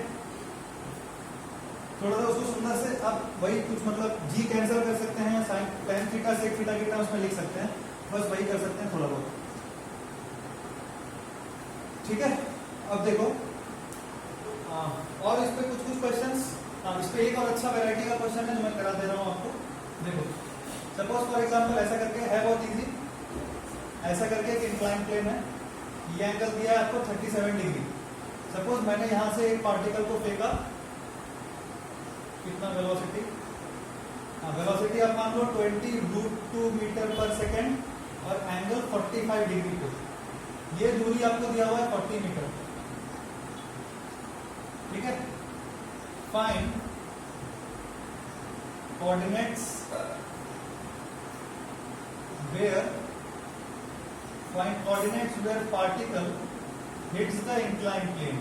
और आपको दिया हुआ है कि इसको ओरिजिन ट्रीट कर लो, आप इसको ओरिजिन ट्रीट कर लो और आपको बताना है coordinates of the projectile where it will hit the incline plane, मतलब y और x ये है, ध्यान रखना। ठीक है, आपको कोऑर्डिनेट्स बताना है, final coordinates where particle hits the incline plane. सिर्फ इतना बता दो, यही क्वेश्चन है सिर्फ। ठीक है, स्क्रीन पॉज करके ट्राई करो फिर देखना। ठीक है, अब ये वाले में वो जो शॉर्टकट है वो यूज ही नहीं कर सकते, क्योंकि फेंका तो ग्राउंड से, इंक्लाइन प्लेन से फेंका नहीं है, ग्राउंड से फेंका है, तो आपको इक्वेशन लिखना पड़ेगा। इसलिए इक्वेशन लिखना आपको 100% आना चाहिए, है ना। तो देखो लेट एट टाइम टी यहाँ पे हिट किया, तो मैं इक्वेशन क्या लिख दूं, y equals to u by t. इसका सिंपल है 20√2 45 डिग्री, मतलब इसका x कॉम्पोनेंट भी 20 है, y कॉम्पोनेंट भी 20 है ना, यू वाई भी 20 है, यू एक्स भी 20 है। तो क्या लिख दूंगा, u y t minus half g t square, ये हो गया मेरा y, y coordinate. x coordinate क्या होगा, मैं यहां से लिख रहा हूँ चुपचाप, इसको 40 को ध्यान नहीं दो, मैं जनरल x कोऑर्डिनेट लिख रहा हूँ फॉर दिस प्रोजेक्ट टाइप। तो क्या लिख दूंगा, you x into any random time t। ठीक है, अब ध्यान दो, मान लो ये है y, टाइम t मैंने फिक्स किया ना, टाइम t क्या है जब यहाँ पे पहुंचेगा। ठीक है, ये टाइम t जब यहाँ पहुंच गया, तो ये हो गया y, और ये क्या हो जाएगा, ये है x, ये पूरा कितना माना है x, टाइम t पे यहाँ है ना, ये पूरा x, तो ये कितना है x माइनस 40, गड़बड़ नहीं करना, ये कितना है पूरा x माइनस 40। तो ध्यान से देखो, ये तो इक्वेशन आ गया, तीसरा इक्वेशन क्या होगा, y by x minus 40 should be equal to 1037, y by x minus 40 should be 1037, that is 3/4। y का वैल्यू फटाक से पुट कर दो, 20t minus 5t square by x है 20t, this should be equal to 3/4, 5 से cut जाएगा। ठीक है, क्या आएगा देखो, फटाक से सॉल्व करते हैं हम इधर।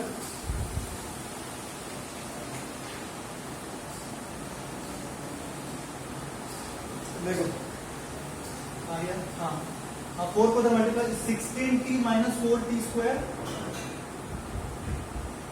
16t minus 4t square equals to 12t। सही कर रहा हूँ, देख लेना, गड़बड़ तो नहीं होना चाहिए। इक्वल्स टू 12t, है ना, 16t minus 4t square equals to 12t। ठीक है, इसका मतलब इधर ला लेंगे, क्या हो जाएगा, 4t equals to 4t square. इसका मतलब 1 सेकेंड, बड़ा विचित्र आंसर है, एक बार चेक कर लेते हैं। देखो y equals to u i t minus half j t square, ठीक है, x equals to u t, ठीक है, और मेरा आ गया y by x minus 40 equals to 1037, that is 3/4। वही होता है ना, 1037 क्या होता है।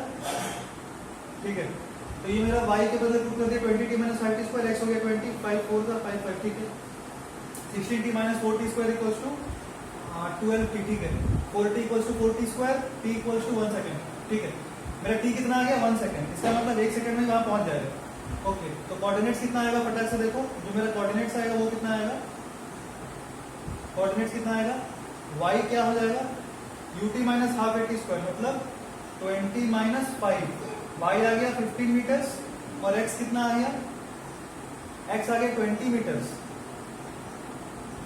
x का वैल्यू 20, वही तो 40 है मेरा, x का वैल्यू 20 मीटर। देखो कुछ गड़बड़ हुआ है सर, 20√2 है 45 है ना, y equals to u i t minus half g t square, और x को मैं क्या बोल रहा हूँ 20t, और मैं बोल रहा हूँ ये x है, ये 40 है, y बाई x माइनस 40। अच्छा अरे यार यहाँ देखो y क्या था मेरा 20t minus 5t square, I am very sorry, x कितना है आपका 20t minus 40, this should be equal to what 3/4, वो गड़बड़ हो गया थोड़ा, ये देखो 20 मीटर है ना, 40 मीटर यही गड़बड़ है, आपका कैलकुलेशन ऐसा कुछ होता आप समझ जाना कुछ तो घपला हुआ है, ठीक है। फटाक से देखो आप कर देंगे, 5 4 जा 5 हो गया, 5 4 जा 5 8 जा 40, देख लो गड़बड़ बनेगा नहीं, ठीक है। अब कुछ होगा भी होगा कुछ देख लेना, वहां पे आ जाएगा, मल्टीप्लाई कर देंगे हम, क्या हो जाएगा देखो फटाक से आपका 16t minus 4t square, this should be equal to 12t minus 24, ठीक है। ये क्या आ गया मेरा देखो 4 से कैंसिल हो जा रहा है ना, ये 4 ये तो कट ही गया, 4 3 जा 4 6 जा, ये क्या आ जा रहा है मेरा t स्क्वायर, उधर भेज देंगे तो 3t minus 4t minus t minus 6 equals to 0, इसको क्या लिखते हैं माइनस से, हाँ पॉसिबल तो है, 2t minus 3t minus 6 equals to 0, t into t plus 2 plus 3 into t plus 2 equals to 0, क्या होगा minus 3 t into t plus 2 minus 3 into t plus 2 equals to 0, हाँ ठीक है। इसका मतलब क्या आ गया t plus 2 into t minus 3 equals to 0, इसका मतलब मेरा टाइम कितना आ गया 3 सेकेंड्स। सेंसिबल बात है भाई, x 20 मीटर आ ही नहीं सकता, x तो 40 से ज्यादा होना चाहिए ना, ठीक है। अब फटाक से देखो मेरा y कितना आ गया, यहाँ पे 3 पुट कर दो तो 60 माइनस 45, राइट, 9 5 45, कितना आ गया y 50 मीटर्स और x कितना आएगा 3 पुट कर देंगे तो 60। अब थोड़ा अच्छा लग रहा है देखने में, तो कोऑर्डिनेट आ गया बेसिकली मेरा 60, 15, कोऑर्डिनेट्स कितना आ गया जो भी p, अगर ये पॉइंट में बोलता हूँ p तो p का कोऑर्डिनेट पर आ गया 60, 15, ठीक है। और तो कुछ नहीं है ना यहाँ पे, हाँ यही बता दिया, टाइम निकाल दिया, ये बता दिया, हो गया, ठीक है। अभी अगर आपको पूछता मैक्स हाइट, अगर आपको पूछता मैक्स हाइट तो ध्यान से देखना, जब भी आपको मैक्स हाइट पूछे तो इस केस में, ऐसा केसेस में 3 चीज हो सकता है, ध्यान से देखो, हालांकि आप खुद से सोच सकते हैं पर मैं बता देता हूँ। अगर मैंने ऐसे करके फेंका पार्टिकल को और इंक्लाइन ऐसे करके है, अगर पार्टिकल उठते उठते ही टकरा गया, ध्यान से देखना 3 केस है, पार्टिकल अगर उठते उठते ही टकरा गया तो मैक्स हाइट क्या होगा, वो ui स्क्वायर बाई 2g नहीं होगा, ध्यान सुनो जो बोल रहा हूँ। अगर उठते उठते ही टकरा गया मतलब और ऊपर उठता पर उससे पहले टकरा चुका है तो मैक्स हाइट अटेन कितना होगा, और टकरा के चिपक जाता है, हम बोलते हैं इमेजिन करते हैं it will not rebound, imagine that it will not rebound. Max height कितना होगा, आपको टाइम निकालना पड़ेगा और UIT minus half GT square करना पड़ेगा, ठीक है। अगर ऐसे उठते उठते टकराया तो अगर मैक्स हाइट पे ही टकरा सकता है, कभी ऐसा भी हो सकता है कि मैक्स हाइट पे ही जाके टकरा जाए, प्रोजेक्टाइल ऐसा है, मतलब ऐसा करके फेंके कि जब हॉरिजॉन्टल हुआ तभी टकरा गया वो, तो मैक्स हाइट तो फिर ये हो जाएगा। और ऐसा केस में ऐसा भी केस हो सकता है कि टकराया ऐसे करके, आपने यहाँ से फेंका और नीचे जाते टाइम टकराएगा, उस समय मैक्स हाइट अटेन यही हो जाएगा, same ui square by 2g, ठीक है।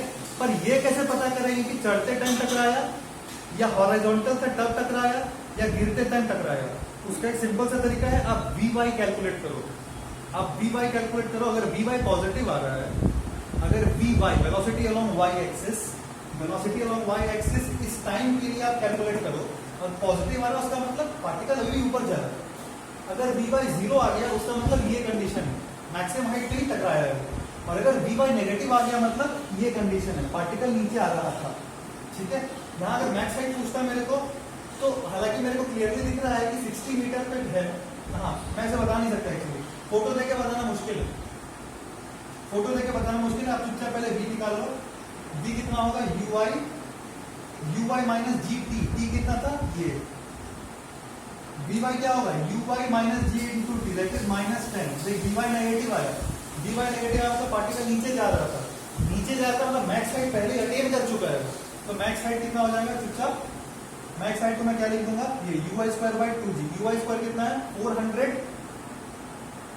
बाई 20 2g, मतलब ये कितना आ जाएगा आपका 20 मीटर, ये मैक्स हाइट है सिंपल। ठीक है, ऐसा करके भी क्वेश्चन होगा कुछ कुछ। मैंने अप्रोक्सीमेटली आपको सारे इंक्लाइन प्लेन के वैरायटीज तो और भी कुछ कुछ है और मोटा मोटी सारा बता दिया है। अब एक नया टॉपिक पढ़ेंगे, इसको बोलते हैं इक्वेशन ऑफ ट्रेजेक्टरी। तो बहुत सिंपल है, बहुत आसान है, देखो फटाक से खत्म करते हैं। और ये लास्ट टॉपिक है इस पर्टिकुलर 2D का, उसके बाद हम कैलकुलस पढ़ेंगे। ठीक है, ध्यान से देखो, इसको हम क्या कहेंगे, इसको हम कहते हैं equation of trajectory, equation of trajectory, trajectory, equation of trajectory. Equation of trajectory का मतलब बेसिकली है इक्वेशन ऑफ पाथ।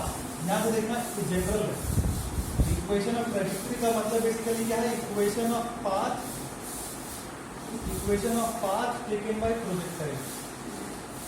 जब भी आपको इक्वेशन ऑफ पाथ बोलता है तो उसका मतलब क्या होता है।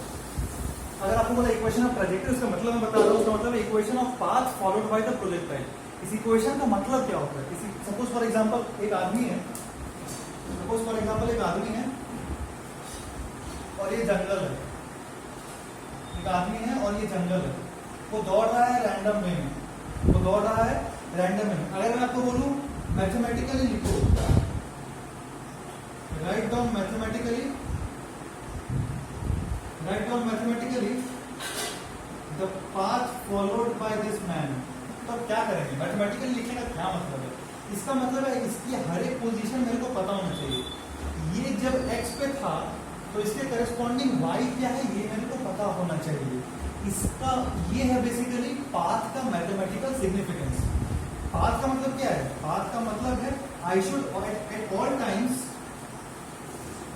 Times I should know y as a function of x। हर समय मेरे को x y as a function of x पता होना चाहिए, है ना, तभी तो हम उसको ऐसा y और x है, ये कार्टेशियन प्लेन है मेरा, यही तो पाथ हो जाएगा ना। हर एक x पे उसका y क्या है मेरे को पता है। इसका क्या मतलब है, इसका मतलब मेरे को हर एक पॉइंट पे ओरिजिन से क्या पोजीशन है मेरे को पता है, हर एक मोमेंट पे उसका ओरिजिन से क्या पोजीशन है मेरे को पता है, मतलब कोऑर्डिनेट्स पता है x y के टर्म्स में, उसी को हम पाथ बोलते हैं, इसको हम क्या बोलते हैं, पाथ। ये जनरल चीज है, अगेन फिजिक्स में कई जगह हम ऐसा पढ़ेंगे जहां तक बोलेगा find the path taken by this particular body. उसका मतलब आपको समझना है कि I have to write y as a function of x, where y is along y axis, displacement along y axis and x is displacement along x axis। ठीक है, तो projectile के लिए कैसे करेंगे, देखो सिंपल है, y क्या लिखते हैं प्रोजेक्टाइल के लिए, uy को मैं लिख रहा हूँ u sin theta t minus half gt square, right, ये लिखते हैं ना, ये लिखते हैं। x को क्या लिखते हैं नॉर्मल कंडीशंस में, u cos theta into t। I need to find y as a function of x। इसका मतलब सिर्फ y और x रहना चाहिए उस इक्वेशन में, t नहीं रहना चाहिए। तो अब t को एलिमिनेट कर दो, t को क्या कर दो, eliminate, eliminate this t। How you eliminate, अब t के बदले क्या लिख दो, x by u cos theta, simple है। अब t के बदले क्या लिख दो, u by x cos theta, t के बदले क्या लिख दो, x by u cos theta, sorry x by u cos theta. तो आपका ये आ गया u sin theta t minus half g, t square के बदले क्या लिख दे, x square by u square cos square theta. ये क्या आ गया आपका ध्यान से, u कट गया, x tan theta minus gx square by 2u square cos square theta. ये इक्वेशन बुक में दिया रहता है, इसको कहते हैं equation of trajectory for projectile, equation of trajectory for projectile इसको हम कहते हैं। ठीक है, ये डरने का जरूरत नहीं है, ये डायरेक्ट एग्जाम में ऐसा कुछ पूछता नहीं, पर डेरिवेशन सिंपल, डेरिवेशन मैं आपको इनफैक्ट कुछ भी दे सकता हूँ। देखो तो प्रोजेक्टाइल के लिए सपोज मैं आपको दे दिया y equals to 2t minus 5t square, कोई भी है जो बॉडी ऐसा पाथ फॉलो कर रहा है, और मैं बोला x as a function of time है 4t, मैं आपको बोला find path of body, find path of body. तो क्या करेंगे, I need to find y as a function of x, तब t को एलिमिनेट कर दो, t के बदले पुट कर दो x बाई 4, t के बदले क्या पुट कर दो x बाई 4, तो ये क्या आ जाएगा x स्क्वायर बाई 16। ठीक है, ये क्या आ गया आपका x बाई, तो y बेसिकली क्या आ गया, देखो x बाई 2 माइनस 5x²/16, यही है उसका पाथ, सिंपल, यही है उसका पाथ। तो ऐसा ही करना है, बेसिकली t को एलिमिनेट करना है, कोई भी थर्ड वेरिएबल रहे, आपको y as a function of x लिखना है, that is basically called the path followed by the projectile, oh sorry, path followed by that body, in this case projectile, this is the equation of trajectory. इसको थोड़ा सुंदर से लिख सकते हैं, देखो ये मिटा दे रहा हूं मैं, या ये मैं आपके लिए होमवर्क देता हूँ, ट्राई करना, ठीक है, आप ट्राई करना, ये होमवर्क है, ये मैं नहीं करने वाला, बहुत सिंपल है, आप ट्राई कर सकते हैं। इसको रीअरेंज करके आप ऐसे भी लिख सकते हैं, आप रीअरेंज करके ऐसे लिख सकते हैं, y equals to x tan theta into 1 minus x by r, ये आपको याद रहना चाहिए, आपको ये रटने का जरूरत नहीं है, नो नीड, बट ये नीडेड, दिस इज रिक्वायर्ड, ये याद रखना। ये आर क्या है, रेंज, ये आर है बेसिकली रेंज, ये y है, सुन लो ध्यान से, y क्या है, displacement of projectile along y axis, displacement of projectile along y axis और y coordinate of projectile, axis displacement along x axis और x coordinate of projectile.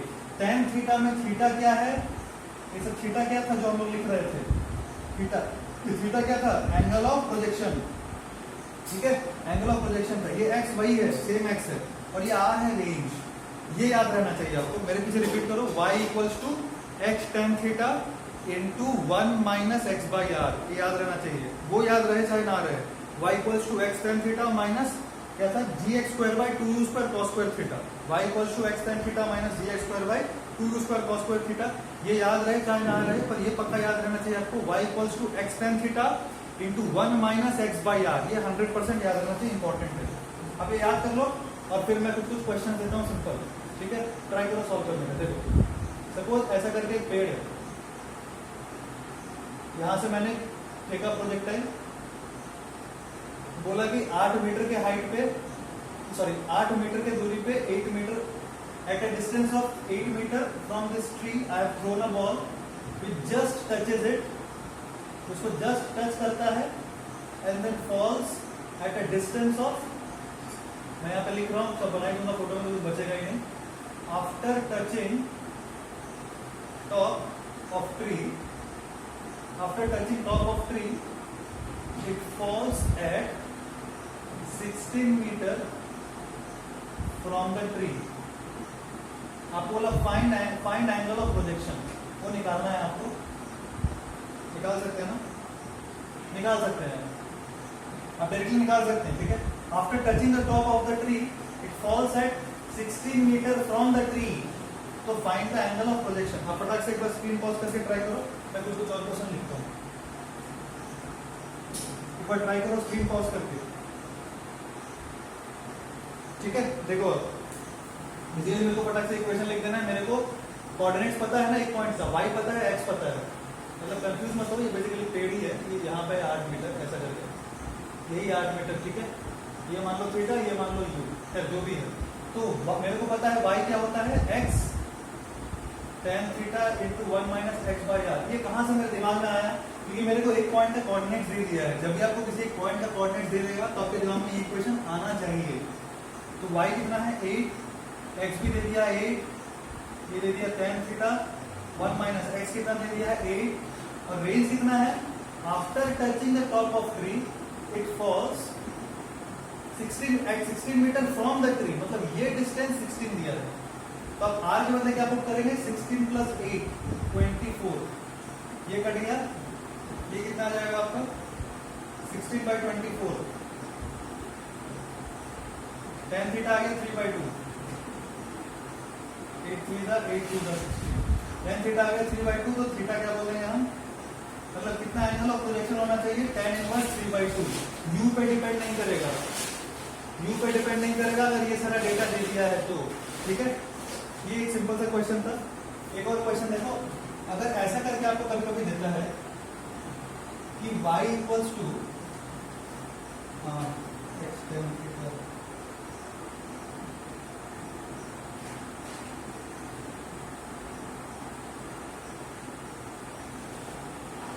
Eight x minus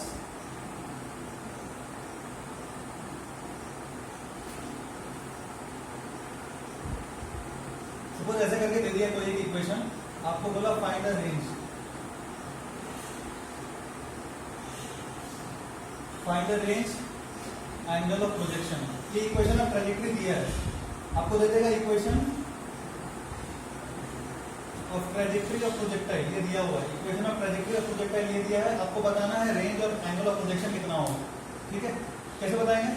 basically उस format में मेरे को arrange करना है। देखो इस फॉर्मेट में y equals to x tan theta into 1 minus x by r के फॉर्मेट में अरेंज करना है। कर सकते हैं क्या?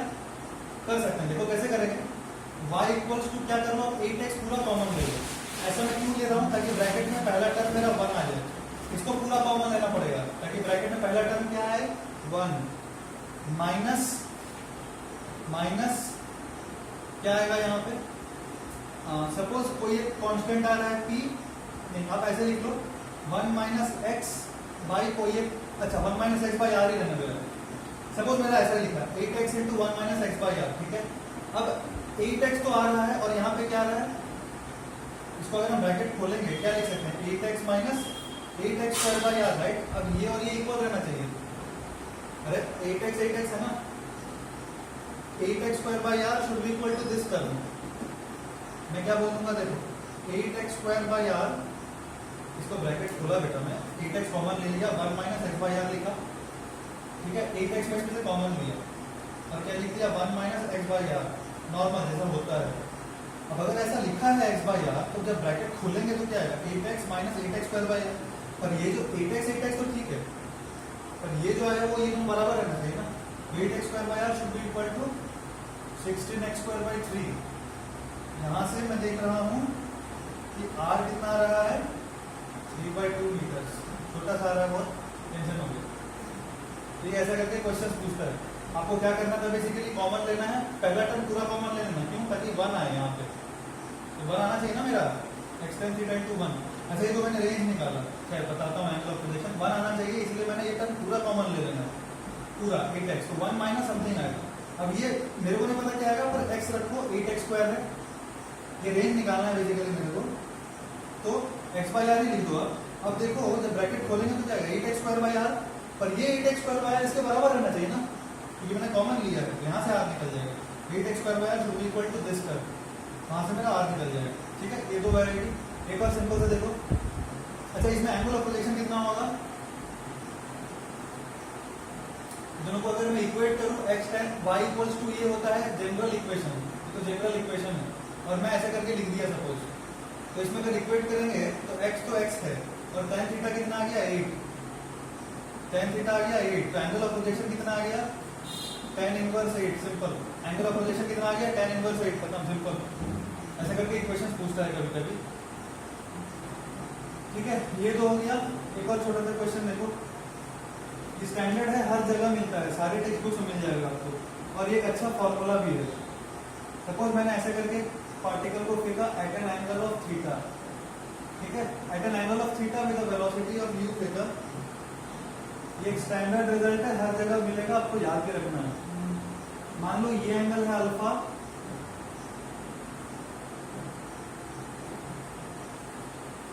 और ये एंगल है बीटा। ठीक है, ये एंगल है बीटा और ये एंगल है अल्फा। आपको बोलता है prove that tan theta equals to tan alpha plus tan beta. ये प्रूफ करना है, या तो ये प्रूफ कर दे, प्रूफ कर दे, ये नहीं है कुछ तो प्रूफ करो। ठीक है, आइदर प्रूफ, यही प्रूफ करना है tan theta equals to tan alpha plus tan beta. ठीक है, एक बार स्क्रीन पॉज करो, खुद से ट्राई करो, आपको इक्वेशन ऑफ ट्रैजेक्टरी का हेल्प लगेगा, इसलिए क्वेश्चन यहाँ कराया है। ठीक है, देखो मान लो ये y है और ये x है, ये कितना होगा? Range minus x, right. ये कितना होगा? रेंज माइनस एक्स बोल सकते हैं ना। ऐसा मैं क्यों किया? ऐसा मैं इसीलिए किया क्योंकि tan अल्फा को किसी टर्म्स में तो लिख सकता हूँ, एटलीस्ट मैं tan अल्फा को लिख सकता हूँ ना, परपेंडिकुलर बाय बेस। तो बेस को मैंने x मान लिया, परपेंडिकुलर y, और ये ऑटोमेटिक r माइनस एक्स, इसीलिए मैंने ऐसा लेबलिंग किया है। अब tan अल्फा पर ध्यान दो, tan alpha plus tan beta क्या होगा? RHS, focus on RHS। RHS क्या होगा? देखो tan अल्फा मतलब y by x plus tan beta का क्या मतलब है? Perpendicular by base, perpendicular by base. दोनों को ऐड कर देंगे तो क्या आएगा? x into r minus x by r minus y x plus y x. ठीक है, कितना आ गया ये r y by x into r minus x. Tan theta कितना होना चाहिए, टेन थीटा उतना होना चाहिए, पर कुछ समझ में नहीं आ रहा है क्या करें। पर मेरे को एक चीज तो पता है, इक्वेशन ऑफ ट्रेजेक्टरी होता है y इक्वल्स टू, एक चीज तो मेरे को पता है क्या, y equals to x tan theta into one minus x by r. तो बेसिकली टेन थीटा क्या है, देखो टेन थीटा क्या है, y by x into r by r minus x, यही आपने टेन थीटा। सेम ही आ गया, तो टेन थीटा इतना ही होता है, मतलब ये tan alpha plus tan beta जो आया, this is equal to tan theta which is LHS. तो बेसिकली प्रूफ हो गया। आपको रिजल्ट याद भी रखना है कि टेन थीटा जो होता है एंगल ऑफ प्रोजेक्शन का जो टेन होता है, ten of angle of projection किसी भी पॉइंट पे, ये कोई भी रैंडम पॉइंट था, कोई भी रैंडम पॉइंट था, तो ये अगर अल्फा है और ये अगर ये रेंज से जो एंगल लेंगे ना बीटा, ये दोनों का सम के बराबर होगा। टेन थीटा इक्वल्स टू कोई पॉइंट ले लो, आप यहाँ भी ले सकते हो, यहाँ भी ले सकते हो, ऐसा करके बनाएंगे यदि ऐसा करके, और अगर इसको हम बोलते हैं अल्फा और इसको बोलते हैं beta, so again tan theta equals to tan alpha plus tan beta. इसका मतलब इसका टेन प्लस इसका tan is a constant which is equals to tan of the angle of projection. Tan alpha plus tan beta constant रहेगा किसी भी point के लिए, which is equals to tan theta. ठीक है, सो ये इक्वेशन ऑफ ट्रैजेक्टरी है। So here of we finish our projectile motion and plenty of questions I have taken so that when you solve some complicated problems in your books you don't get stuck there. So please solve all those questions, and whenever you get stuck at any place you can always call me. Next time हम लोग calculus start करेंगे और graphs खत्म करेंगे। To be very honest, I want to tell you that on 5th of June, आज 5th ही है, मैं 5th को ये रिकॉर्डिंग कर रहा हूँ, today is 5th of June. On 5th of June 2019, last year, 5th of June 2019 last year I started laws of motion. मेरे पास Google Pics में सेव है वो सारा pictures. So therefore we are actually way behind. Graph से पढ़ाना है, calculus से पढ़ाना है, रिलेटिव भी बचा हुआ है। 5 June 2019 I started laws of motion in previous batch. So therefore I cannot request, you are already putting your level best. I am very very grateful to you, but we have to push more harder. ठीक है, we have to push more harder and we have to go little more faster than what we are actually going at this point of time. ठीक है, this is what I just wanted to make you aware and solve all the questions. Hare Krishna.